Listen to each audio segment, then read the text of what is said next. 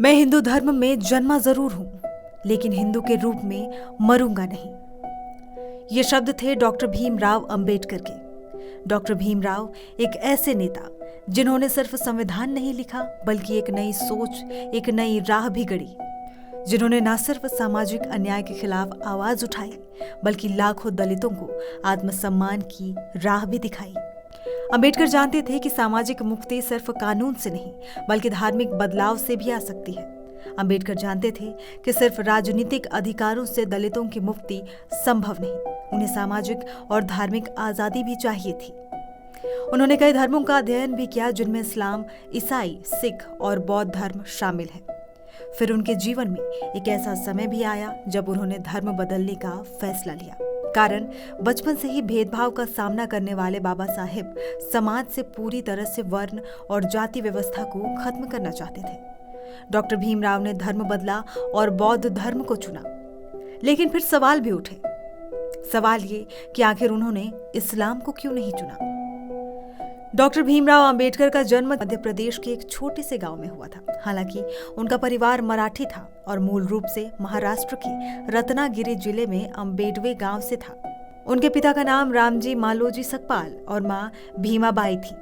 अंबेडकर महार जाति के थे। इस जाति के लोगों को समाज में अछूत माना जाता था और उनके साथ भेदभाव किया जाता था। देश विदेश से उच्च शिक्षा हासिल करने के बाद भी छुआछूत और भेदभाव ने अंबेडकर का पीछा नहीं छोड़ा, और यही कारण रहा कि भीमराव अंबेडकर समाज में दलित वर्ग को समानता दिलाने के लिए जीवन भर संघर्ष करते रहे। उन्होंने दलित समुदाय के लिए एक ऐसी अलग राजनीतिक पहचान की वकालत की। इस्लाम की बात करें तो डॉक्टर अंबेडकर ने इस्लाम की बराबरी की भावना की सराहना की। वहां जात पात की कोई आधिकारिक जगह नहीं थी, लेकिन उन्होंने ये भी देखा कि भारत में मुस्लिम समाज में भी जातिगत भेदभाव मौजूद है, जैसे अशरफ, अल्जाफ और अर्दल जैसी श्रेणियां।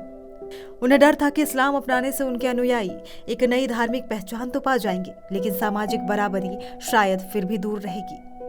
साथ ही यह निर्णय देश में सांप्रदायिक तनाव भी पैदा कर सकता था। इसके विपरीत बौद्ध धर्म ने अंबेडकर को आत्मा की शांति और सामाजिक बराबरी दोनों दी।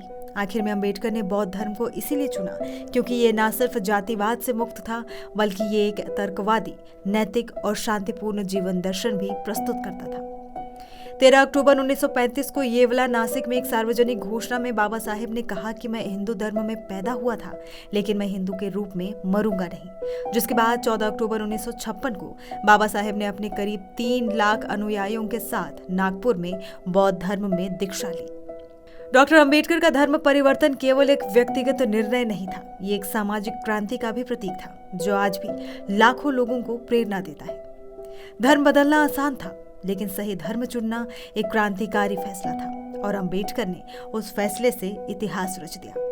साल 1936 में ही 15 अगस्त को दलितों के हितों की रक्षा के लिए बाबा साहेब ने स्वतंत्र लेबर पार्टी भी बनाई, जिसमें ज्यादातर श्रमिक शामिल थे।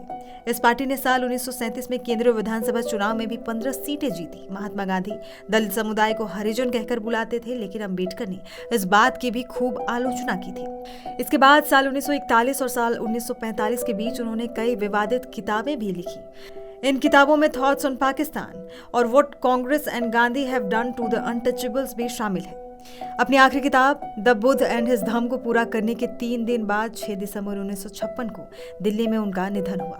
उनका अंतिम संस्कार मुंबई में बौद्ध रीति रिवाज के साथ हुआ। उनके अंतिम संस्कार के समय उन्हें साक्षी मानकर करीब 10 लाख समर्थकों ने बौद्ध धर्म की दीक्षा भी ली थी।